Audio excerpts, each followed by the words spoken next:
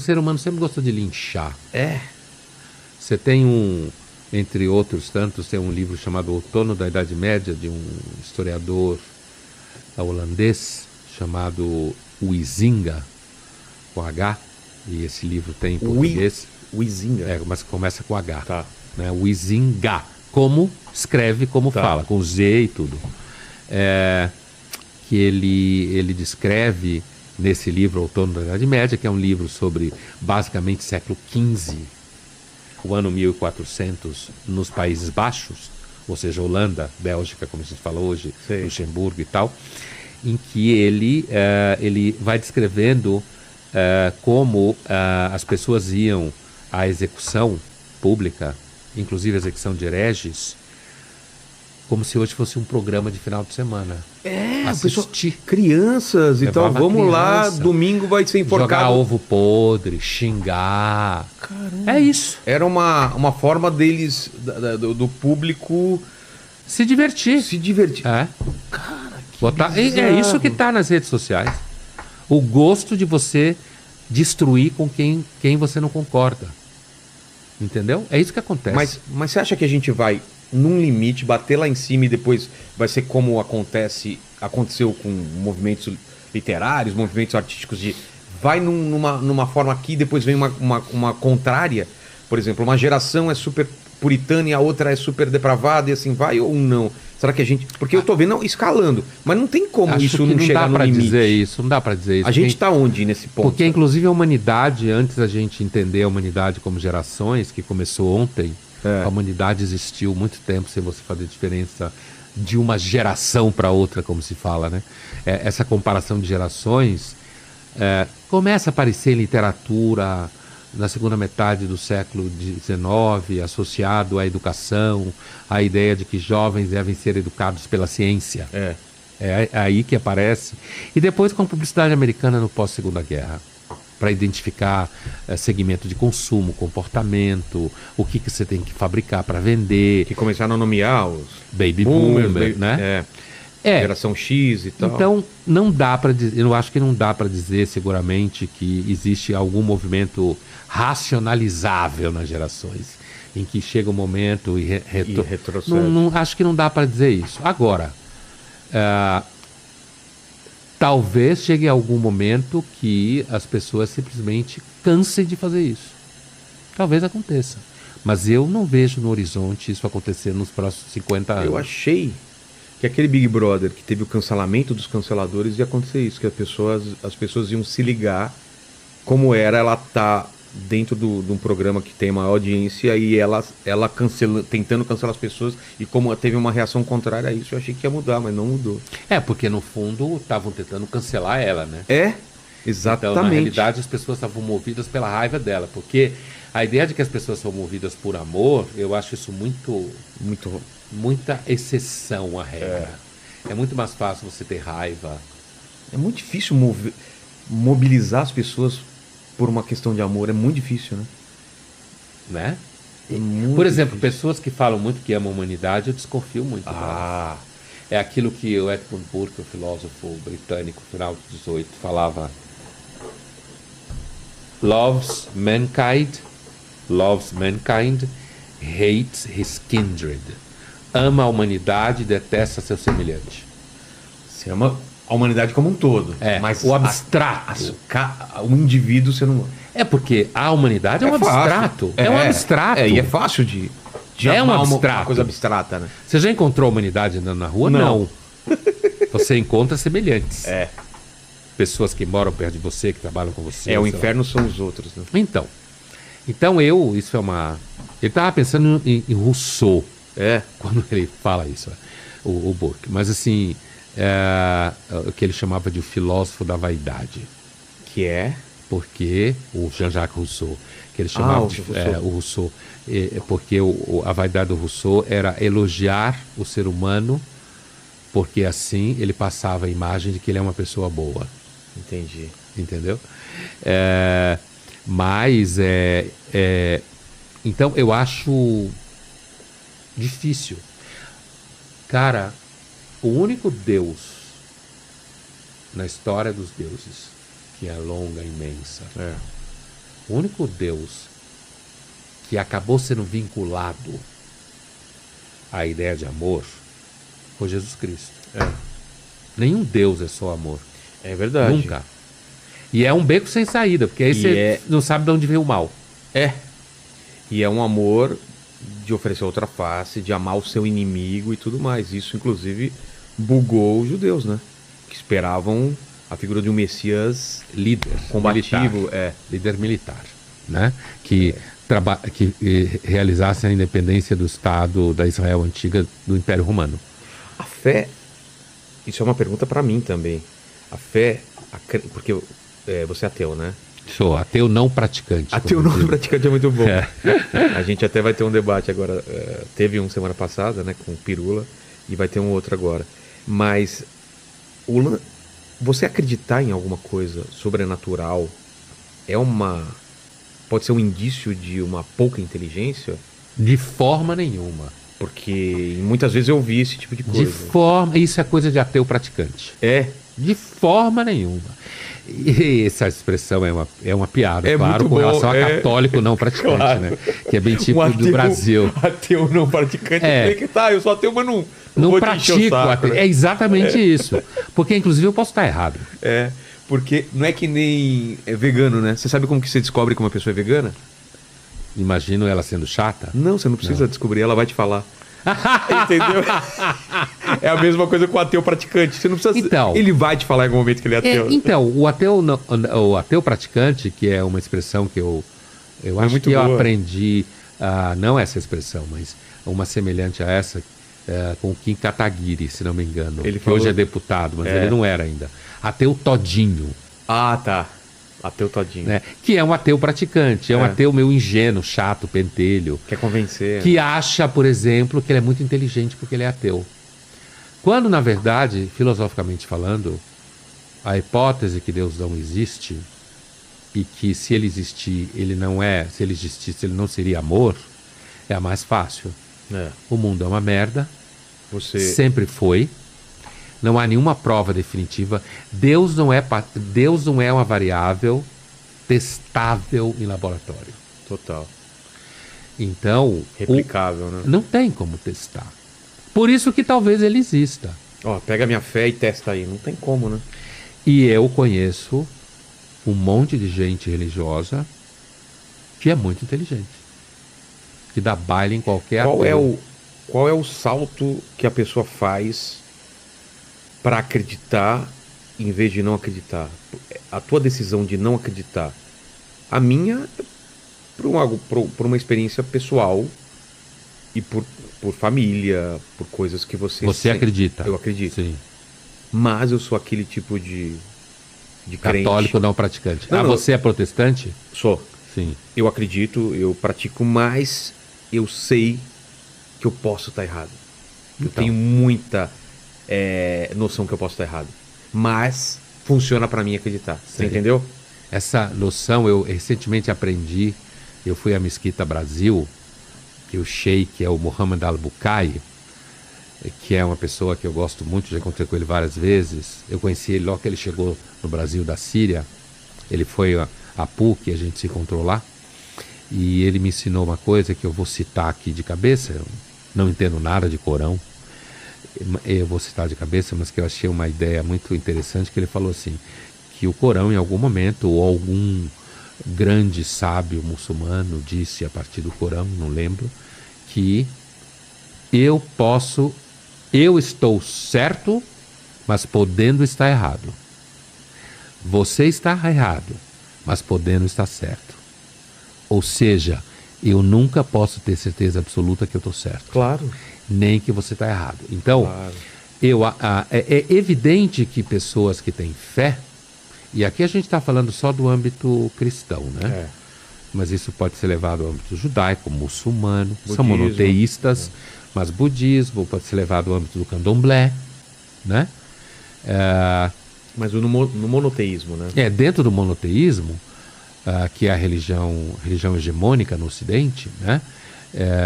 O Louis C.K., que é um comediante americano. Esse eu conheço. Conhece? Esse se ferrou feio, né? Porra! Você sabe o que ele fez, né? Não.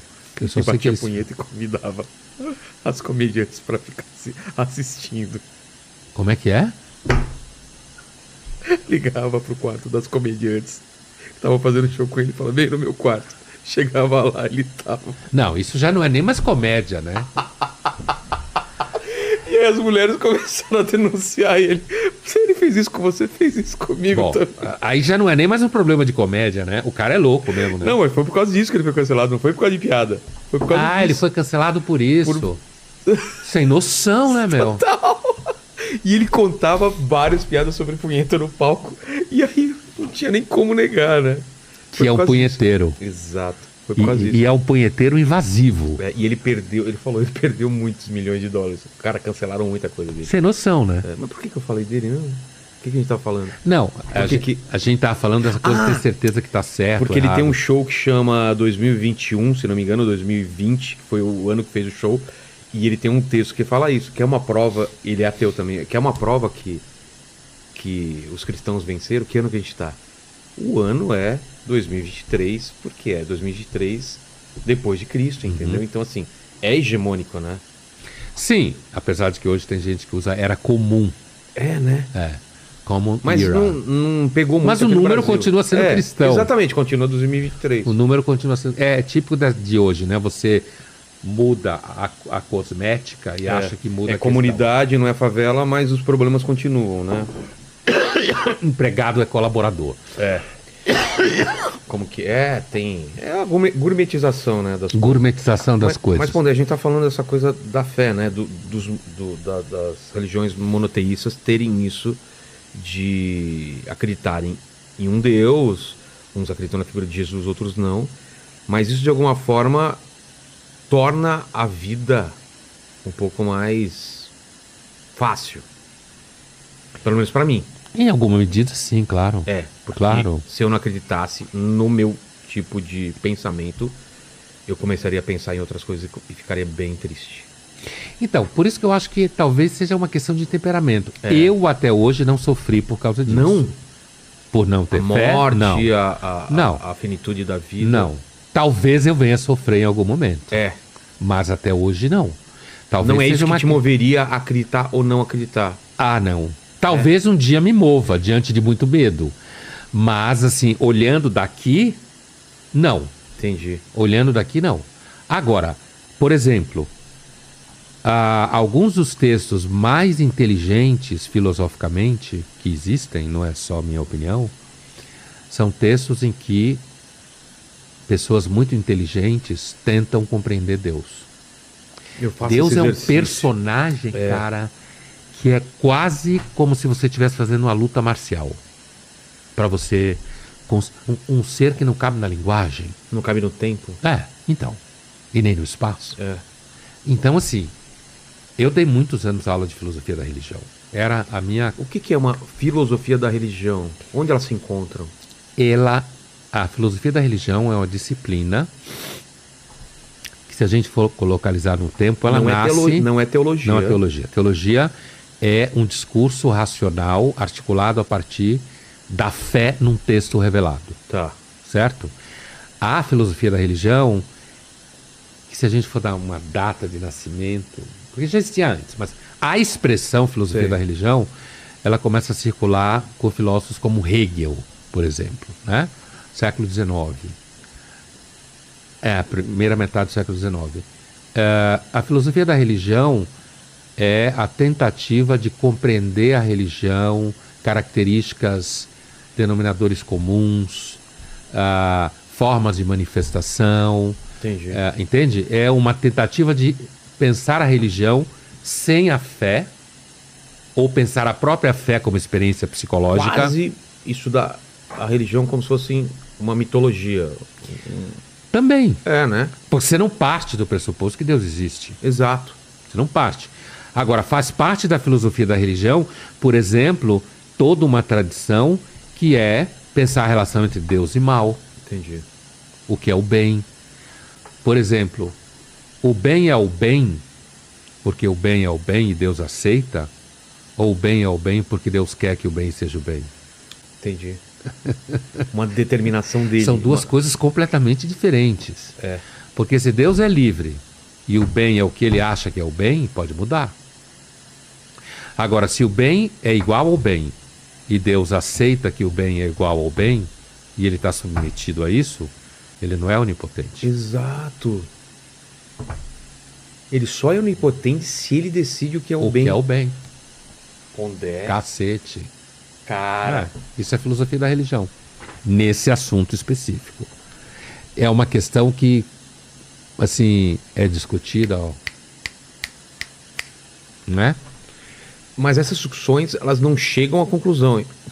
Elas chegam em vários debates e conclusões. Elas, na realidade, criam um ambiente onde as pessoas ficam mais inteligentes. Entendi.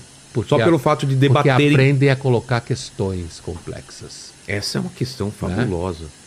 E é uma questão simples. Você enuncia ela facilmente. Parece um jogo de linguagem, mas claro. Não é. A própria ideia do mal, que algumas religiões até não tem essa figura, né, do opositor, né? O mal, adversário. O adversário nas religiões orientais até o mal está misturado com o bem, né? Não é uma coisa separada. Sim. Mesmo no judaísmo não está claramente separado. O cristianismo separa. O judaísmo não, é verdade. O judaísmo não tem essa preocupação em separar o bem do mal de Deus, sabe? Por quê? Historicamente falando, porque o Deus do Velho Testamento ele é um Deus mais antigo. E quanto mais você vai atrás no tempo nas religiões, mais o que você consideraria bem e mal está tudo misturado. Os deuses não são legais. Não. São meio violentos. São vingativos, são tempestuosos.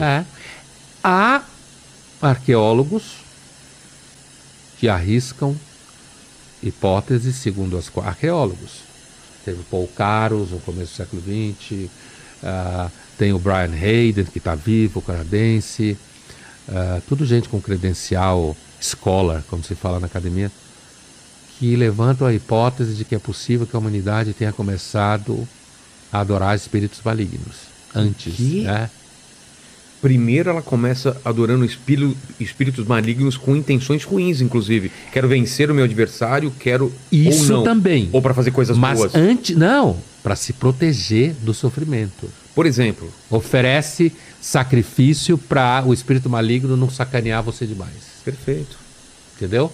Você faz ali uma barganha, os sacrifícios, o sangue inocente, entendeu? Para desse jeito você diminuir o sofrimento. Diminuir a morte de criança, diminuir a doença, para não ter doença. Cara. Então é uma hipótese razoável.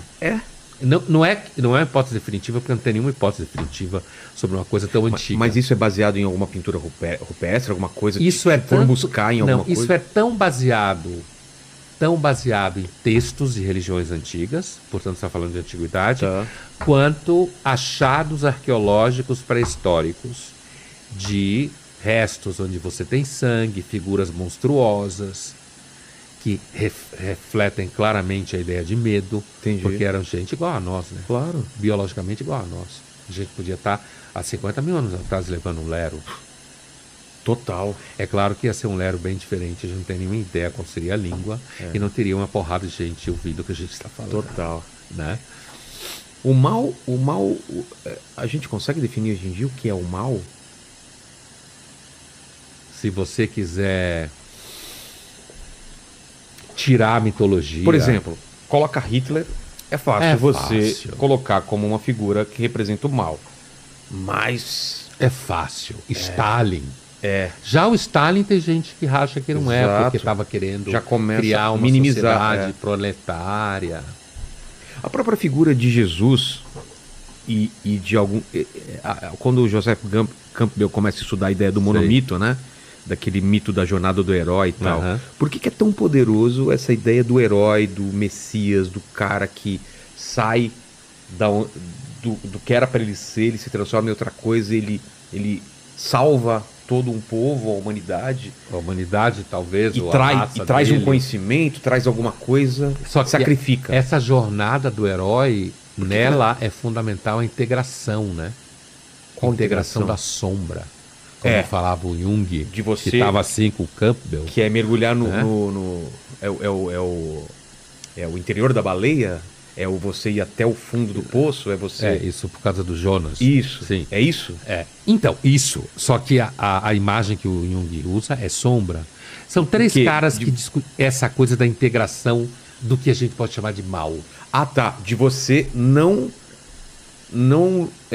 em algum momento, não lutar mais contra o mal. Você não exteriorizar ele. Você enfrenta o mal, sabe que ele faz parte de você. É Darth Vader. Sei.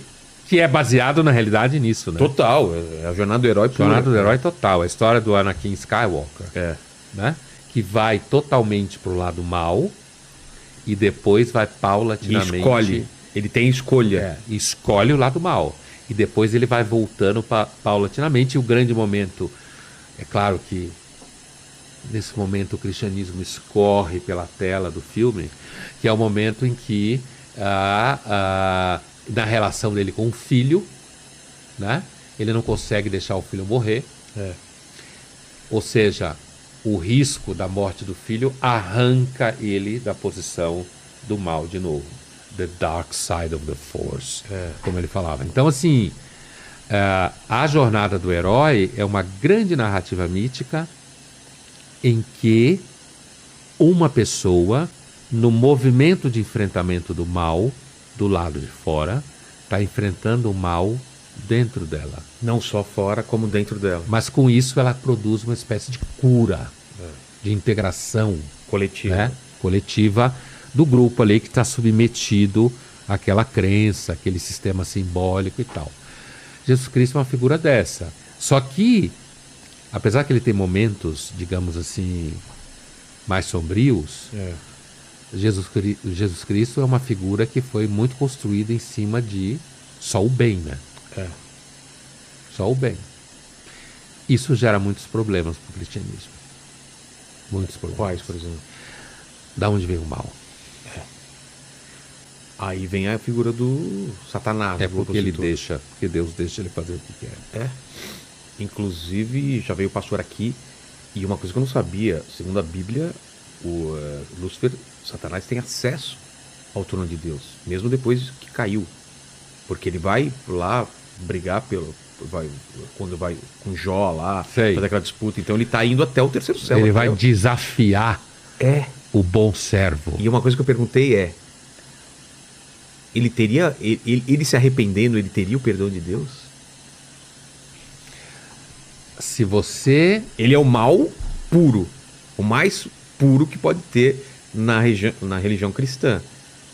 Ele é do meu ponto de vista, é uma construção histórico-mitológica que o cristianismo vai dando uma importância cada vez maior, diferente do judaísmo. Verdade. O livro de Jó é judaico, né?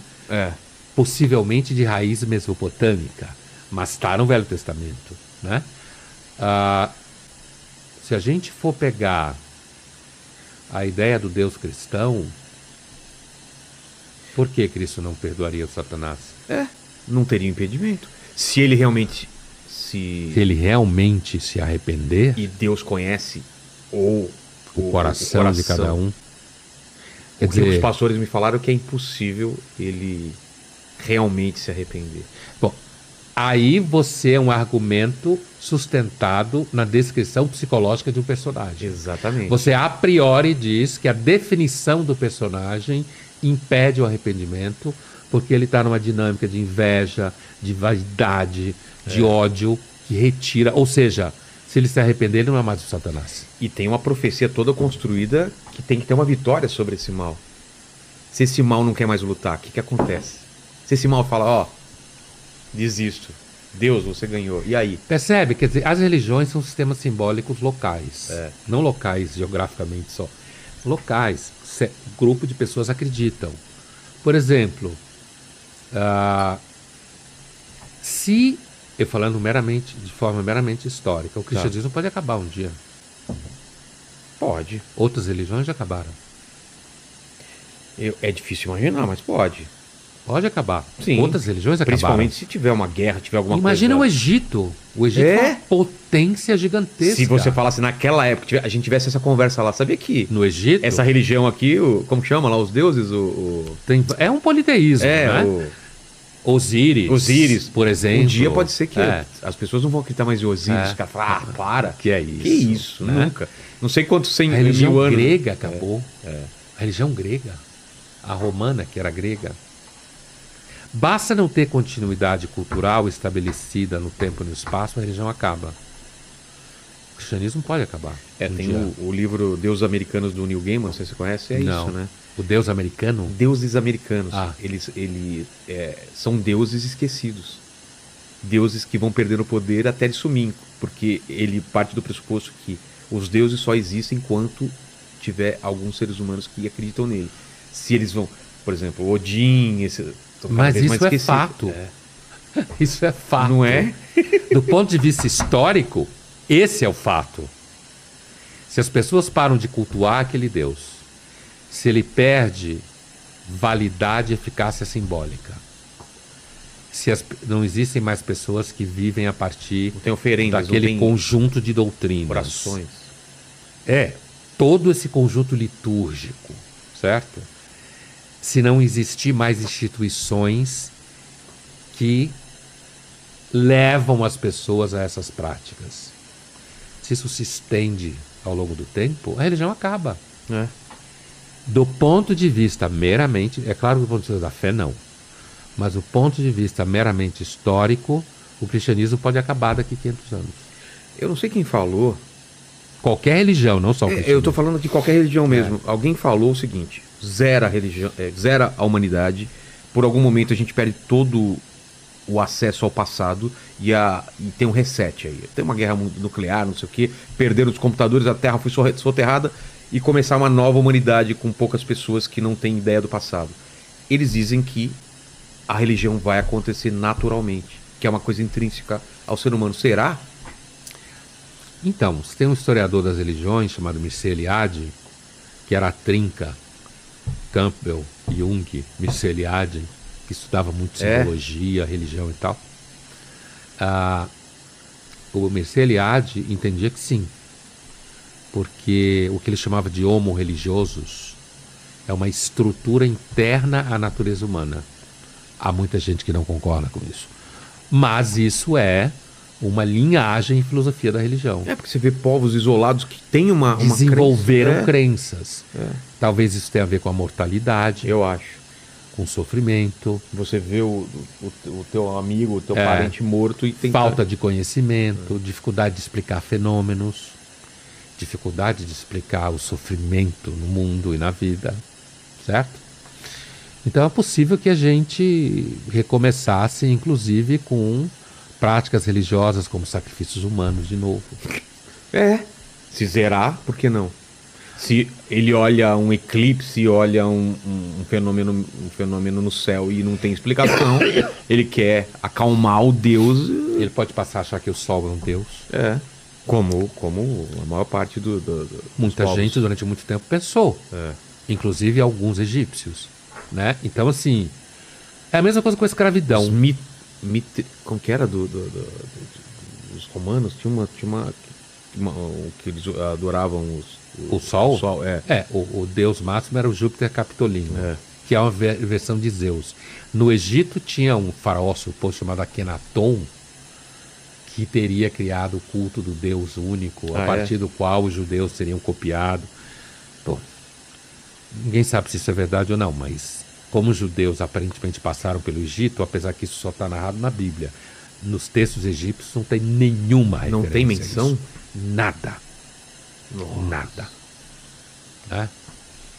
Aí, bom, mas talvez tenham apagado. Ou algum achado arqueológico daqui a um tempo prove, né? Traga isso à tona, né? Mas a mesma coisa, por exemplo, a humanidade não evolui. O que eu estou falando não é uma afirmação científica, porque não dá para ter uma afirmação científica sobre isso. Do quê?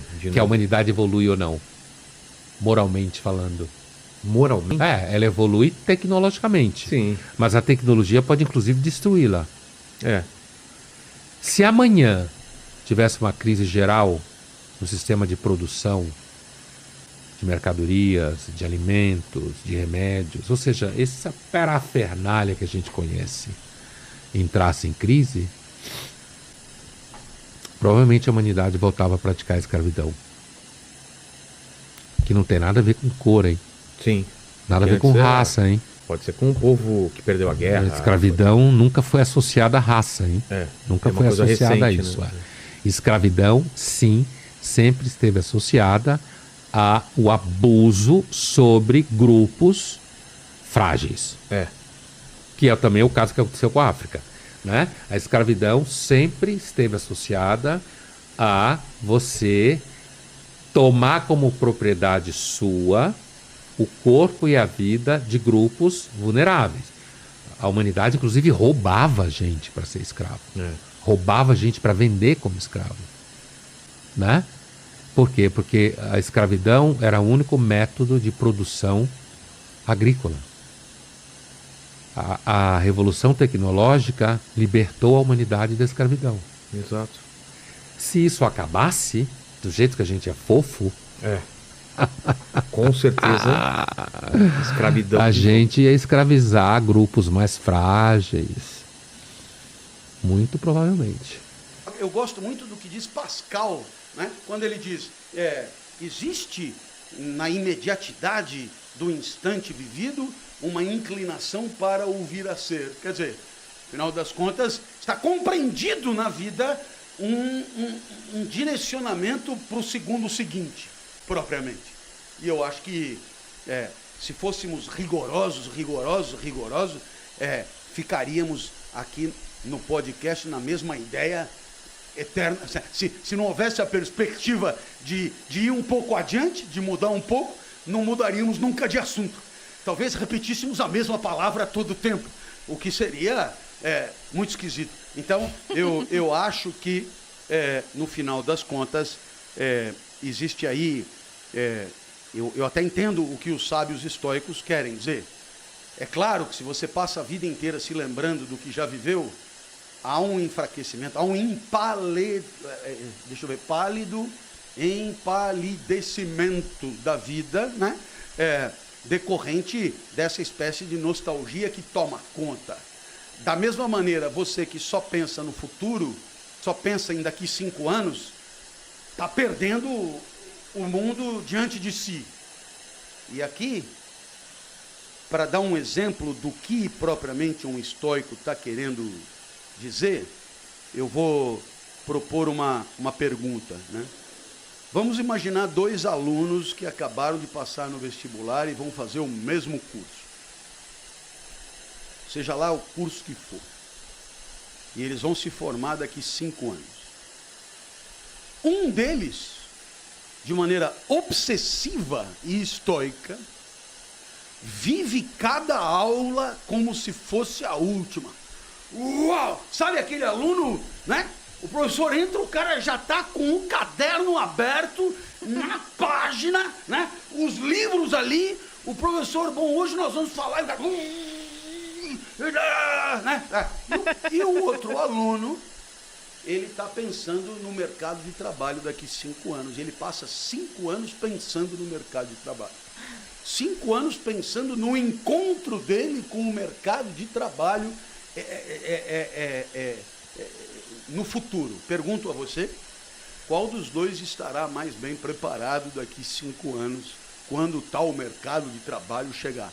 Quem não parou de pensar no mercado de trabalho ou quem não pensou nunca no mercado de trabalho? Porque aí é nunca, né? Estou falando de uma situação hipotética do cara que está ali, uau, e o outro que em momento algum se dedicou ao instante vivido e só cogitando o futuro. É uma pergunta. Nenhum dos dois. Na minha opinião, nenhum dos dois. Mas não posso escolher essa.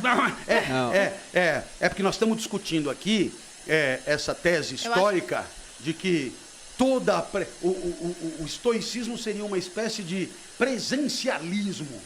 De presencialismo. Esteja, tipo budista mesmo. Né? Um dia traz a monja aí, né? O que é a presencialidade no budismo? Eu estou aqui. Quer dizer, eu respeito o mundo e quero que o mundo me respeite. Eu estou aqui. Né?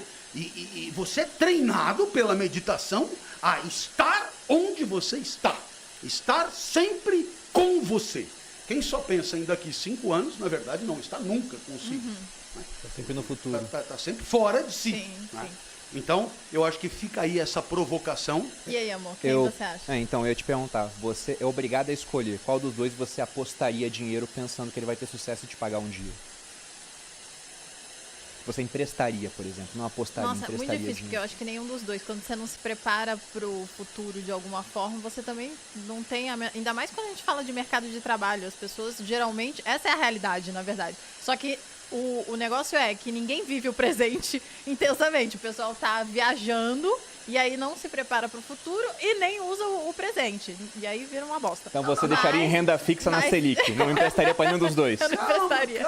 Calma. Eu tenho a minha visão. Mas- por favor. A ideia é que você, sem pensar no futuro, em momento algum, está se preparando poderosamente para Sim, o com futuro, certeza. sem considerar isso. Aham. Vivendo completamente o instante, você acaba se preparando para o futuro. Não, você tá dando a resposta sim. Não, Cláudio. não tô. Eu tô só Provocando. esclarecendo Tá. a sua ponderação. Inclusive, eu não tenho, obviamente, resposta nenhuma para nada. Até se eu tivesse, eu teria dado outro encaminhamento para minha vida enfim. Não, Mas, ô Clóvis, se você Pensando- tivesse... Seria sócio do primo rico, ué. Então, se você tivesse que emprestar recursos para um desses dois alunos, pensando que eles te devolveriam no futuro com juros, um vai ter chance de fazer, mais chance do que outro de fazer isso. Para quem você emprestaria os recursos? Pois é, essa coisa de emprestar recurso é uma realidade tão estranha para mim, porque eu sou professor, você não entendeu? Como assim emprestar Não tenho tantos recursos Como assim. emprestar recursos? Mas eu vou responder a tua pergunta assim mesmo. Eu evidentemente apostaria No histórico. no histórico. Olha, então, aí que tá o meu ponto. Não, de cara, vou só dar a minha resposta. Eu apostaria no outro. No outro? Sabe por No quê? que pensa no futuro? No que pensa no E futuro. você apostaria no cara que vive o presente 100% Isso, focado. claro. Lógico que eu não tenho uma resposta em si, Vai, Bolo. mas há um conceito econômico chamado preferência temporal, que diz o seguinte, né? Nós, como seres humanos, somos naturalmente imediatistas. Tá, mas E o peraí. melhor retrato disso... Deixa eu só... De cara eu pensei no outro, mas quando o Clóvis fez as considerações, quis mudar. eu quis mudar. Tá, então, como entendi. eu não tinha dado a resposta nenhuma, a minha resposta é o estoico. O estoico? Sim. Tá bom. Então, o ponto é o seguinte, nós como seres humanos somos naturalmente imediatistas. A gente quer as coisas hoje ao invés de no futuro. E uma criança é um exemplo disso. A criança, ela quer as coisas na mesma hora. Se ela tá com fome, ela chora, alguém dá leite pra ela. Se ela se cagou, ela chora, alguém vai lá e troca. Se ela vê um brinquedo, ela chora pra ganhar o brinquedo. Só que à medida que a gente vai amadurecendo, a gente vai considerando prazos maiores de planejamento. Um jovem vai para a sua faculdade, entendendo que vai ficar durante 5 anos, por exemplo, ganhando menos dinheiro, porque nem trabalha ou vai ter um emprego de meio período, para que depois ele possa ganhar mais dinheiro. Então ele faz isso naturalmente pensando no futuro. Na idade adulta, é isso que diferencia a gente, uma pessoa madura, de uma pessoa imatura. A pessoa imatura, ela não pensa no futuro. A madura, ela pensa. E ao longo da vida, quem tem níveis de preferência temporais mais baixos, ou seja, o cara, ele topa adiar o presente, pensando em ter mais no futuro, acaba se dando melhor. E aí no final da vida, o ciclo é esse aqui. Você começa com um nível de preferência temporal muito alto, ele vai baixando, você fica com foco no futuro. E quando tá mais velho, algumas pessoas voltam a ter um foco mais imediato, porque entendem que são mortais, né? Memento mori, como os estoicos dizem. Só que tem cara que não. O Warren Buffett tem 90 anos e o foco dele está no longo prazo, porque ele vai deixar dinheiro para a fundação do Bill Gates, para a fundação dos filhos dele, pensando que esse dinheiro vai fazer muito bem para as pessoas depois que ele se for. Então, pensando nesses dois caras, eu daria dinheiro para os dois. Eu Não diversificaria. vale, amor, assim. Mas eu acho que a chance de tá ser roubando. pago... Tá Não, pô. roubando. Mas eu tenho a minha explicação, porque como você disse, o cara que está com foco no presente está se preparando melhor para o futuro, assistindo melhor a aula. Só que o outro cara que pensa no futuro, ele consegue se planejar melhor. A gente pensa daqui a 10 anos. Sim. Tem as metas do grupo aqui para esse ano, tem meta de 5 anos, tem meta que daqui a 5 anos vão fazer um IPO, por exemplo. Se eu só pensar no presente, as coisas só vão acontecendo no final das contas. Eu deixo de direcionar aquilo que tá sob o meu controle, porque muita coisa não tá. E esse é um outro ponto. Por que eu daria dinheiro mesmo pro loucão que tá lá? Meu Deus, Castelo Branco, agora entrou na aula e agora é a aula. Porque há muita aleatoriedade no meio do caminho. Sim. Aí eu faria que nem o Sêneca diz aqui. Tem uma frase que ele colocou, se eu não me engano, é aqui no Sobre a Ira, que ele diz que o começo está em nosso próprio poder, a fortuna decide o assunto. Então toma o dinheiro aqui pros dois, sei que esse aqui o loucão tem mais chance da calote, mas de repente o loucão vai ser o cara que vai fazer alguma coisa muito doida realmente, ganhar muito dinheiro. Só que o nível de preferência temporal acho que é importante. Olha aí, você ficou tipo eu. Indeciso? É tipo eu, no final das A contas. vida é isso, né? Difícil. Só que como você é rico, você apostou nos dois. Posso foda-se. apostar nos dois. Posso apostar nos dois. Olha, eu uma vez fui dar uma palestra em Porto Alegre, palestra dessas de mercado, né? Terminou a palestra, uma pessoa veio me dizer o seguinte: professor, trabalho numa comunidade e aqui eu estou me referindo a uma favela mesmo, porque a palavra comunidade, dependendo do meu interlocutor, poderá ter os significados mais diferentes. Clóvis, você tá vivendo muito na internet, você tá sempre se explicando, né? É difícil, a internet é difícil. Não, Ele já tá aqui, o que vamos pensar? E é assim, gente, a vida inteira a gente fica... não, mas é porque comunidade é um conceito Amplo. muito específico e que não tem nada a ver com o tipo de moradia. Né? Bom, de qualquer maneira, eu trabalho com esse pessoal e tem uma galera numa quadra de futebol de salão te esperando, que gostaria muito de te ver e tal, crianças, jovens e tal. Você não iria lá dar um alô? Eu sei que você está cansado e tal, mas é só dar um alô. E aí eu falei, não, vamos embora. Aí chegou lá, de fato, tinha uma quadra de futebol de salão, uma pinhada de gente, sabe, e tal. Então, né, combinado era eu dar um alô. Mas aí eu entendi uma coisa sobre o tal do arete, né? É que na hora que começa, mesmo que você tenha uma disposição a fazer o negócio nichinho, você tirará o melhor de si por hábito.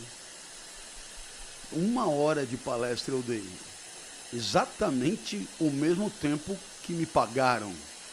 Por quê? Porque não me ocorreu fazer de outro modo. Porque como dirigir carro, né? Você não fica pensando, né? Então ali eu comecei a falar e quando eu vi, eu estava no mesmo patamar de engajamento de qualquer outra situação. E eu acho que essa lição de sabedoria, ela é muito comprometida com uma ideia que você pode tirar dos estoicos um pouco do paradigma grego e colocar um pouco de modernidade, mas você pode aproveitá-la do mesmo jeito. O estoico, ele busca a excelência porque ele tem um compromisso com o cosmos. Nós que já sabemos, depois de Copérnico, Galileu, que o cosmos não é bem como os gregos pensavam, ou pelo menos, não é que não seja bem. Hoje nós achamos que não é bem como os gregos pensavam, pode ser que passemos a voltar a achar ou achar outra coisa, né? Eu não estou falando da verdade, eu estou dizendo do estágio atual da observação científica, da astrofísica, né? Nós poderíamos dizer que a excelência pode ter um compromisso não mais com o cosmos, mas com a humanidade, por exemplo. Quer dizer, eu não estou aqui em defesa do bom funcionamento do cosmos, mas eu posso buscar a excelência em defesa de um certo entendimento de humanidade. Ou seja, a certeza de que a humanidade se define também pelo que eu faço. E a certeza de que o que eu faço ajuda e participa da construção de uma certa humanidade. As duas coisas. De um lado, a humanidade, é como se a humanidade esperasse eu agir para saber quais são os seus limites. A vida vem antes da definição. A existência precede a essência. Ou então, ao contrário, o que eu faço impacta a humanidade, ajuda a transformá-la. Nos dois casos, eu não estou falando só em meu nome. Portanto, a minha responsabilidade ética é maior do que o meu desempenho para mim. Mais ou menos assim. Se eu me sair mal, é problema meu. Ah, você foi lá no podcast? Fui. Você falou lá com os sócios? Falei. E aí, como foi? Ah, eu me saí muito mal, mas é problema meu. Se houver respingo de reputação, glória, aplauso, etc., é problema meu. Não. Os estoicos achavam que não porque estamos no universo. Os humanistas, como eu sou um humanista, a minha responsabilidade não é com o universo porque eu bofo. É uma realidade que me transborda e muito. Mas a minha responsabilidade é com a humanidade. Eu me sinto integrante de um time. A maioria desse time já morreu, outra maioria está por nascer, e o fato é que tem alguns que estão aqui jogando comigo. E eu me sinto importante. Por quê? Porque não tem uma definição de humanidade antes de eu me manifestar. A humanidade é o que o homem faz, é o que a mulher faz. Sim. E, portanto, eu estou no bolo. Então, o meu compromisso é que, digamos, a humanidade seja melhor em função do que eu estou fazendo. O meu compromisso é que eu não destoie, não prejudique, não comprometa a humanidade com o meu desempenho. É quase, assim, para usar uma alegoria bem tosca, mas como toda boa alegoria tosca ajuda a entender muito, você na natação tem provas individuais e você tem provas de revezamento. É claro que no atletismo também, mas aí eu conheço menos. Então você nada lá, sei lá, 100 peito, 200 medley. E você tem o desempenho que tem, pegou segundo, pegou terceiro, ganhou, é problema seu e tal coisa e tal. Só que no revezamento não é bem assim. No revezamento, se você for mal, perdem os 4. E eu me lembro que um tempo da minha vida, lá no começo, eu nadava mais ou menos. E calhou de eu fazer revezamento com 3 excelentes nadadores. Não tinha ninguém para nadar peito, eu era nadador de peito, entrei ali no meio. Um desses nadadores chamava Ricardo Prado, vocês sabem, campeão mundial, vice-campeão olímpico, etc., que abria de costas. Então era costas, peito, borboleta e crawl. Então, tipo, campeonato brasileiro. Ricardo Prado abre de costas e deixa 10 metros de vantagem, estou exagerando, mas é uma vantagem confortável. Aí caía eu no peito. Nossa! Porque eu falava, velho, eu não posso ser responsável pela derrota do grupo. Então eu dava no revezamento, eu fazia um tempo muito melhor, mas muito melhor do que na prova individual. Muito melhor. Por quê? Porque, vamos combinar, assim, o meu interesse pela minha vitória na natação era muito relativo, assim, sabe? Eu nadava porque meu pai me obrigava, eu nadava porque eu tinha asma, eu nadava porque eu não sei o quê, mas assim, se eu ganhasse ouro, prata, tanto que eu não tenho nenhuma medalha, não tenho...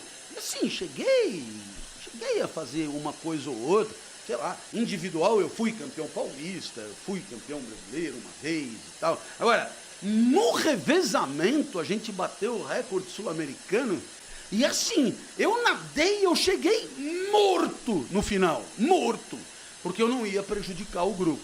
Pois é assim que eu me sinto nessa perspectiva. A busca da excelência é por conta da integração a um time que está precisando de mim naquele momento, que eu dê o melhor de mim para que esse time possa ter o melhor desempenho possível. E eu acho que é um excelente modo de entender ética nos tempos de hoje, esse que eu estou acabando de explicar. Nossa, gostei bastante dessa definição. E até aproveitando, vamos colocar assim, que a vida te colocou naquela situação do revezamento. Foi. Porque tem um conceito estoico que o Nietzsche depois explorou também, que é a questão do amor fati, de um amor ao destino, seja ele qual for.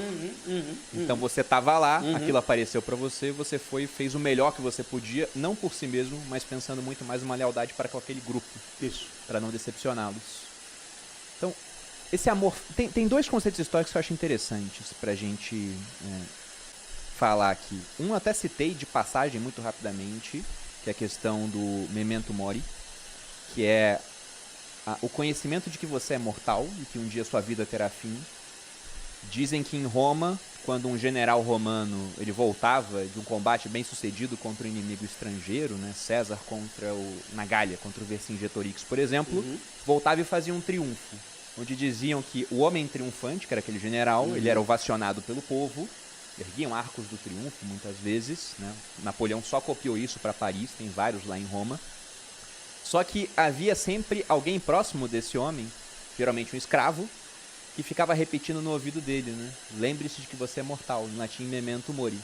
E o outro conceito histórico que aparece muito é esse do amor fati, um amor ao destino, seja ele qual for. Então, o que acontecer, por isso que o pessoal confunde um pouco com passividade.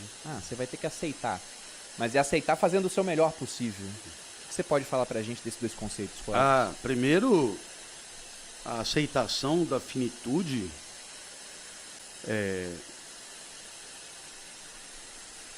A palavra aceitação é sempre uma palavra que faz pensar em alguma coisa do tipo, porra, já que tem que ser assim, então que Ruim, seja, né? e tal. Algo ruim. Quando na verdade eu te diria que existe aí uma agonia. E agonia quer dizer luta, né? Porque o indivíduo quer persistir. Luta por perseverar no próprio ser. E a espécie precisa que ele morra. Porque ela precisa botar alguém mais fresco no lugar. Mais fresco que eu diria em melhores condições. Sim. Tem até uma frase do Taleb, que você falou agora, desculpa te interromper, Aham. mas ele diz que ele usou isso para a ciência, que a ciência evolui de funeral em funeral. Isso. Porque se tivéssemos cientistas que eles são imortais, certos conceitos, o cara construiu a carreira dele em cima Jamais daquilo, seriam mesmo que vissem que é Nossa, errado, o cara teria uma tendência a combater aquilo. Claro, Quando ele se vai, outra pessoa surge com um Lógico. conceito novo. Então, o amor fati, a ideia do amor, é o amor pelo que é. Eu prefiro. Porque falar do destino dá a impressão que é a aceitação do destino daqui 5 anos. Não. É o amor pelo que está acontecendo. E veja, não é aceitação fati, não é tolerância fati, é amor fati. É amor pelo mundo. Não é assim, para mim tanto faz. Não. A sabedoria é você amar o real como ele é. É uma reconciliação amorosa com o real, digamos assim. Eu me pergunto até se isso é sempre possível ou desejável. Porque sempre é possível problematizar. Existem certos cenários de existência e de realidade que, num primeiro momento, aparentemente precisam ser transformados e, portanto, combatidos e, portanto, negados e, portanto, até odiados.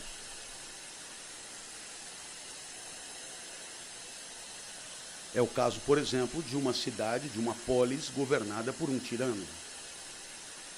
Por um tirano injusto. Agora, é claro, é mais fácil o amor fati quando você está fazendo caça submarina no Mediterrâneo. Né? Em Maldivas. Aí você vê a maravilha da natureza numa roupa aquecida, sabe-se lá qual é o material que aquece, e você ali, bem alimentado. Aí é uma beleza o amor fati. É menos legal com crianças doentes, morrendo de fome. Então, eu te diria que esse amor pelas coisas como elas são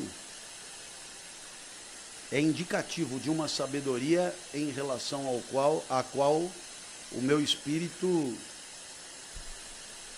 ou não se alinha ou não alcança. Eu não consigo amar o mundo como ele é. Eu consigo amar pedaços. Mas não é pedaços que o Nietzsche está falando. Porque senão você cai no niilismo, você cai no valor. Eu amo o que é bom e detesto o que é ruim. E aí pronto, não é. Não. É o amor pelo real. Bom, esse é um ponto. Quanto à questão da finitude, isso eu me remeto à Odisseia. Ulisses volta para casa, e a Odisseia chama assim porque Ulisses em grego é Odisseu, seria então Cloviséia ou Maluséia, que é a aventura de voltar para casa.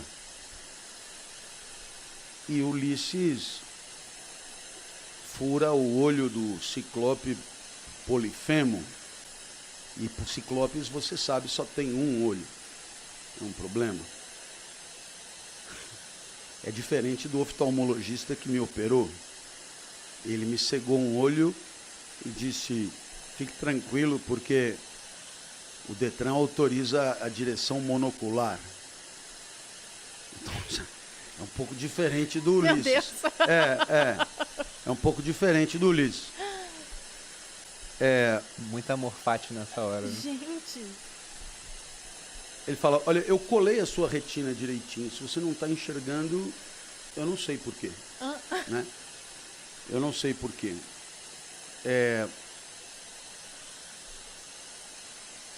Então Ulisses, ele furou o olho do ciclope Polifemo, e a desgraça é que o ciclope Polifemo era filho de Poseidon, deus dos mares. E Ulisses estava voltando para Ítaca, que é uma ilha. Se você mora numa ilha, a última pessoa com quem você deve arrumar confusão é com Poseidon. E Poseidon resolveu atormentar Ulisses. Ulisses foi parar na ilha de Calipso, e Calipso era uma deusa maravilhosa, uma mistura de Isis Valverde com Rui Barbosa e Juliana Paz. Nossa. E deusa, e apaixonada por Ulisses e gostava de sexo. Essa combinação é raríssima. A pessoa ser deusa, ser linda, mas ainda gostar de sexo é muito raro. E com ele ainda, você é uma... E com ninfas, fazendo churrasco de lagosta e não sei o que. E aí, e Ulisses ficou 7 anos nessa ilha, chorando, querendo voltar para Ítaca, para o seu lugar, etc. Aí Zeus mandou Hermes ir lá avisar Calipso para soltar Ulisses. E Calipso tenta uma última cartada. Ulisses só ficaria lá se quisesse.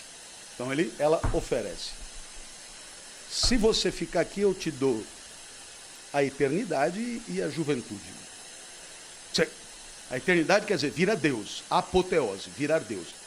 E juventude, claro, porque não adianta nada eu dizer que você não vai morrer nunca, você vai envelhecendo e vira uma uva passa. Também não adianta nada.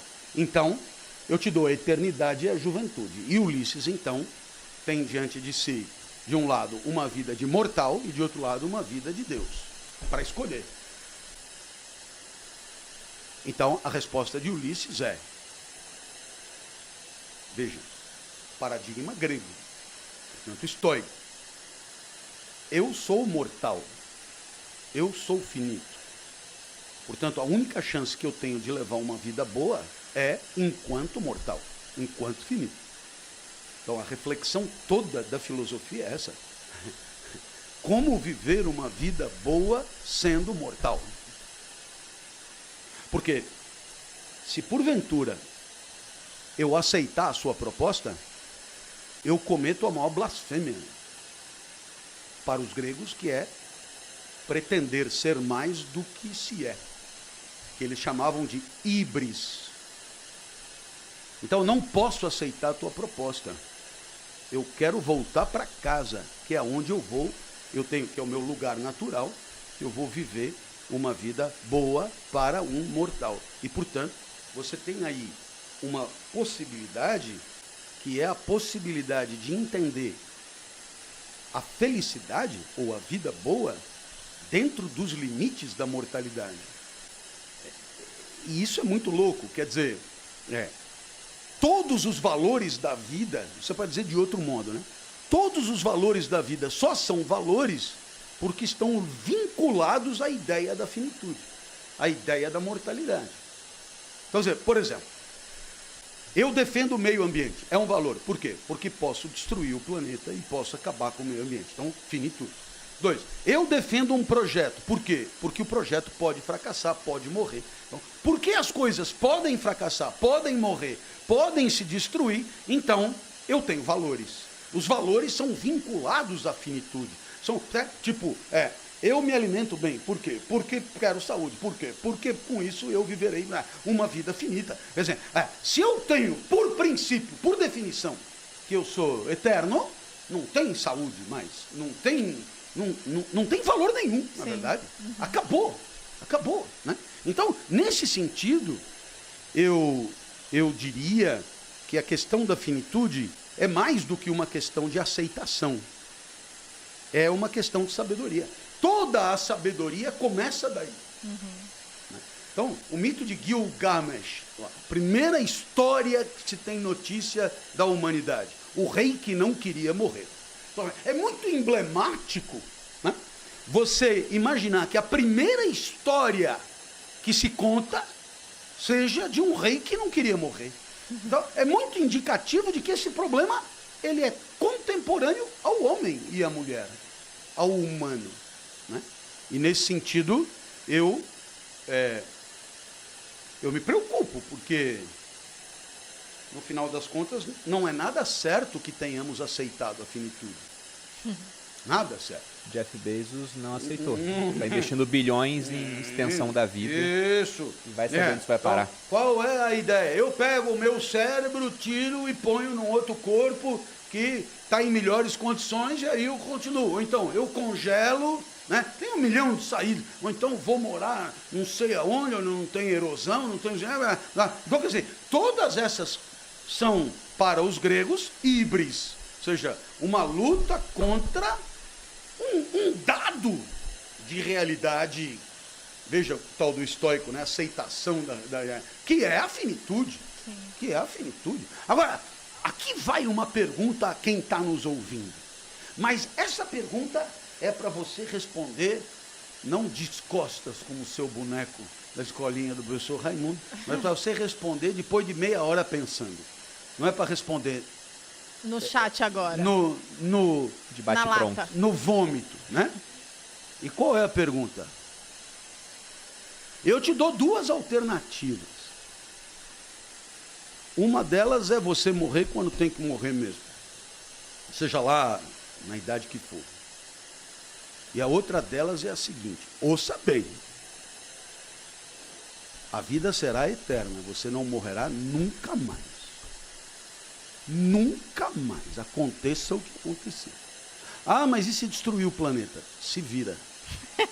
Ah, mas se vira. Você não morrerá nunca mais. Não responde de pronto, não. Pensa um pouquinho nas consequências. Todas as pessoas que pensa você um ama, pouquinho morrem, em todo, claro, obviamente. vai todo mundo passar, tá claro que você pode vir a amar outras, mas você não vai morrer, não é nunca mais. Aí você fica com essa pergunta, mas não responde de pronto. Pensa uns 15 minutos antes de responder, depois você responde para você mesmo. Nessa pergunta, porque enquanto você falava da questão da eternidade para Ulisses e também da juventude, tem aquela história da Sibila de Cumas em Roma, que ofereceu livros para um rei Tarquínio da época, que era uma mortal que conseguiu a eternidade, mas não a juventude. Então ela foi envelhecendo e no final virou praticamente pó. Né? Mas sobre essa questão de se a pessoa ela quer viver para sempre, imaginando que tem a juventude também, ou ela quer viver só o que é possível, sobre a brevidade da vida, que é um texto do Sêneca, que é o autor estoico que eu mais li, porque também ele escreveu bastante. Escreveu também obras de dramaturgia. Eu não lembro se ele escreveu, por exemplo, a trilogia tebana também, porque eu nunca li uma obra de dramaturgia dele, mas ele escreveu várias. Então ele fala aqui em determinado momento que a vida não é breve, mas a fazemos assim. Dela não somos carentes, mas pródigos. Porque, na visão dele, o tempo é o suficiente. É que a gente usa muito mal o tempo. Então, eu já refleti várias vezes sobre essa questão. Até coloquei condições. Se eu pudesse trazer mais pessoas para a eternidade, aí talvez a resposta fosse positiva. Mas ver todo mundo que você ama passar... Algumas vezes, inclusive, né? Não, várias vezes ao longo da história. E também tem um ponto sobre mitologia que eu gosto bastante. Mas não é que você vai, em vez de viver 100 anos, viver 300. Não, é É pra viver sempre. para sempre. É eternidade. Nunca mais. E a gente não tem nem noção do que é o eterno, porque é uma extensão de tempo que ela está totalmente fora da gente. Agora Eu você, penso no acúmulo de dor, né? Porque, querendo ou não, os sofrimentos ficam. Mas o alguns. principal é o seguinte, né? Se a gente for pensar na figura dos deuses gregos, que é um tema também que eu gosto muito. Os deuses gregos, eles não foram deuses que criaram o universo. Zeus, ele herdou o universo, era a terceira geração no poder. Claro. Ele envelhecia até uma certa idade, seria sempre um senhor de meia idade, Apolo seria para sempre um jovem. Eles comiam e bebiam, mas não precisavam fazer isso. Eles faziam sexo. Eles tinham uma existência muito parecida com a nossa, com a diferença de que eles tinham a eternidade e não envelheciam.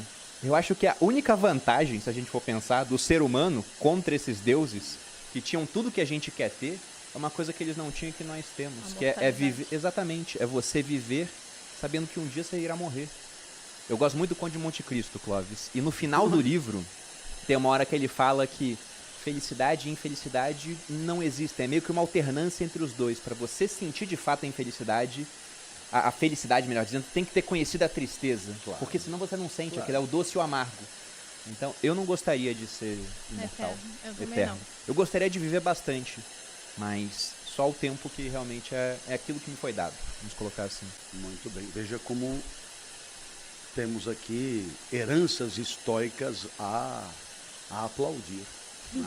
Eu imagino que tudo que se fala sobre felicidade e que se pretende com a felicidade acaba desconsiderando uma condição humana que é uma condição humana inscrita em imensa complexidade. Né? Quando você tem que fazer escolhas entre o que é bom e o que é bom, isso já te perturba. Agora, é muito pior quando a escolha é entre o que é ruim e o que é ruim. Aí isso te perturba mais. E, portanto, a felicidade ela tem que ser pensada no interior das sinucas de bico, no interior das dificuldades, no interior da nossa condição, que é uma condição dilacerada, que é uma condição complicada, que é uma condição agônica, né? Que é uma condição difícil. Então, evidentemente que a questão da mortalidade, da finitude, pelo menos, podia ser melhor resolvida. E eu gosto muito, eu estava pensando aqui enquanto vocês falavam, que eu e o Bruno, a gente hoje, né, graças ao nosso trabalho e das circunstâncias todas, a gente acabou tendo uma onda de prosperidade, a gente está cada vez mais próspero. E às vezes acontece alguma coisa ruim, como a vida, né?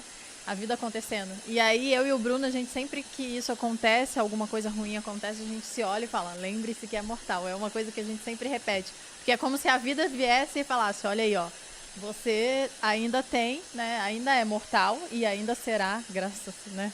Não, Então, é uma coisa que a gente sempre repete lá em casa. E é preciso entender que essa mortalidade se insere mesmo no interior da vida. Né? Quer dizer, aquela coisa de que, dado que tudo está em transformação o tempo inteiro, até mesmo as circunstanciais situações que vivemos, elas são passíveis de serem profundamente transformadas de uma hora para outra. Sim, com Portanto, um convite ao desfrute, ao regozijo, sem nenhuma expectativa de conservação de nada. Né?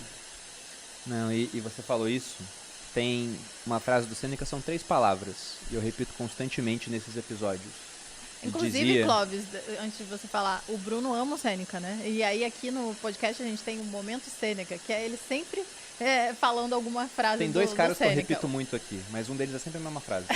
que é o Friedrich August von Hayek, okay. que é um economista austríaco, que é de que o conhecimento está disperso pela sociedade, né? Porque o mundo é muito complexo e uma cabeça, por mais inteligente que seja, não detém todas as respostas. E do Sêneca eu tenho um acervo, porque eu já li bastante.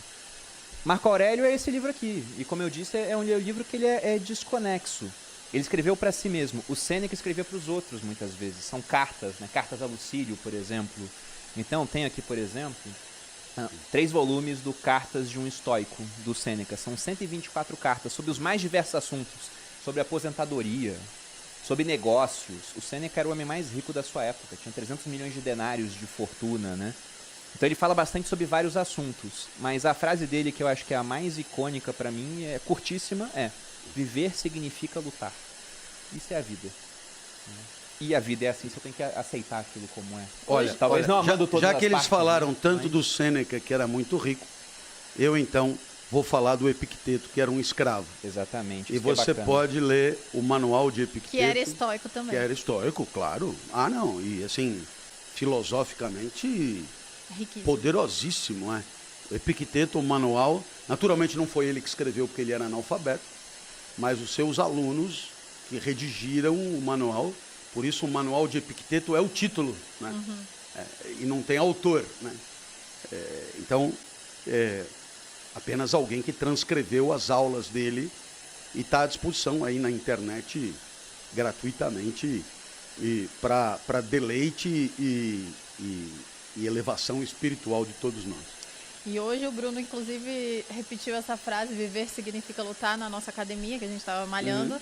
E a gente, todos os dias, a gente pratica exercício, né? Eu tenho um programa, inclusive, sobre hábitos saudáveis. E aí o Bruno falou, nossa, viver significa lutar, porque a gente tá sempre em busca de melhorar o corpo e a saúde. E não importa se você dá um refrescozinho, né? Engorda, aí luta para emagrecer, engorda. E assim vai. Não, e sobre essa questão das obras dos estoicos, como são muito antigas, né? O Sêneca é do século I. O Marco Aurélio, ele foi o último dos 5 bons imperadores, era o período áureo de Roma ainda. No que ele falhou foi na educação do filho dele, o Cômodos, que veio depois e começou a queda do império, mas é século II depois de Cristo. O Epiteto é entre os dois, se eu não me engano. Então são obras muito antigas, você consegue achar de graça na internet, e tem uma startup que a gente investe aqui no Grupo Primo, chamada Esquilo, que tem livros digitais.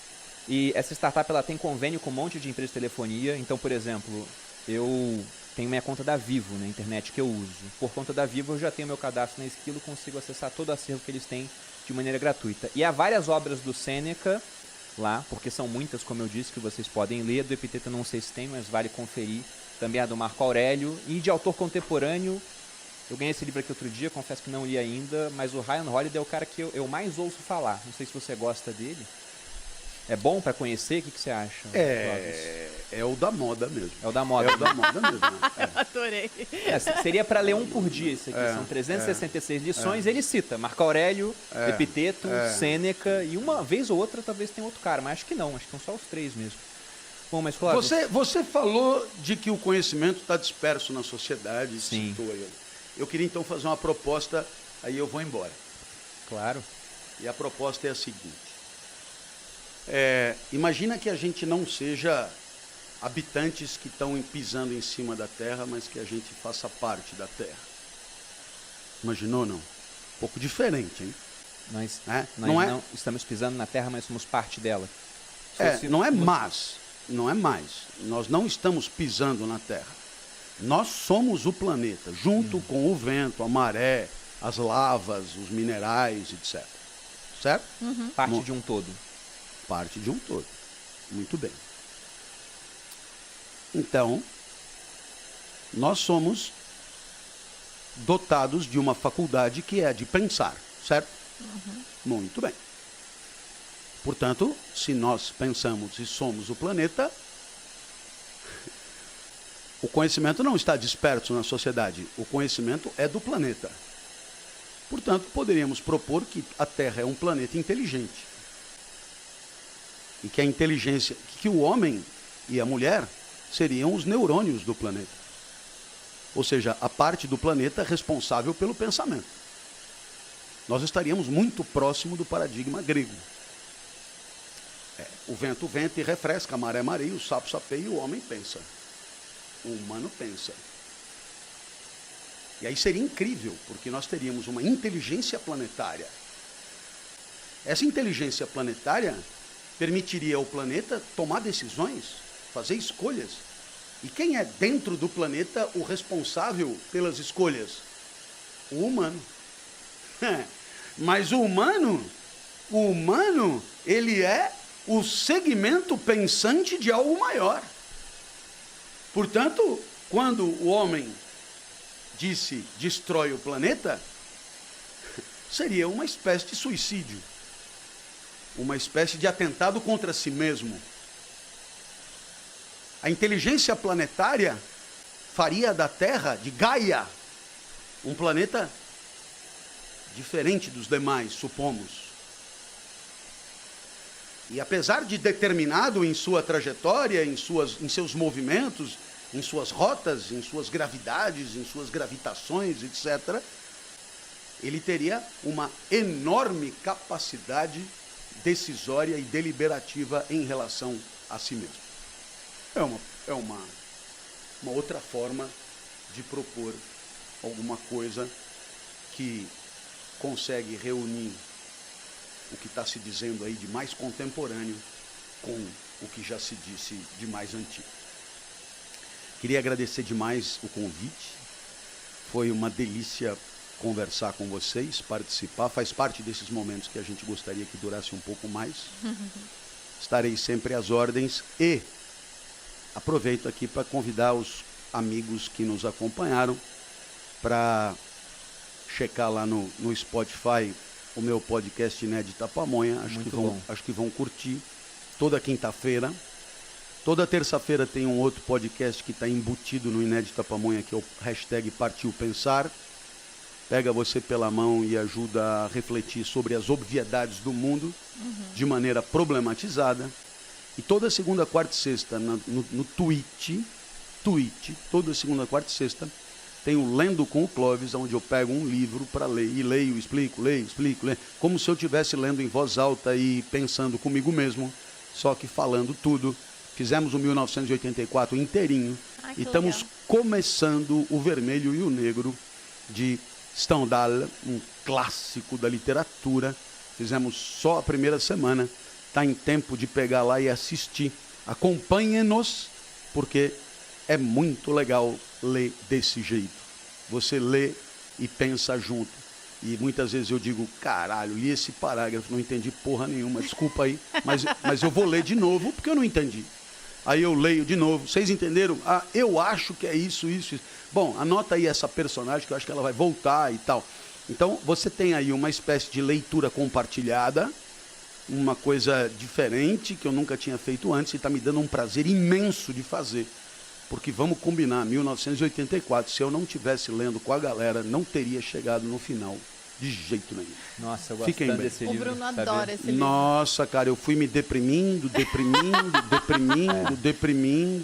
O livro não é para amadores. Não é para amadores. E não tem um final feliz, dando tem mesmo. Spoiler. Mas tem um pouco de realidade, ou muito, né?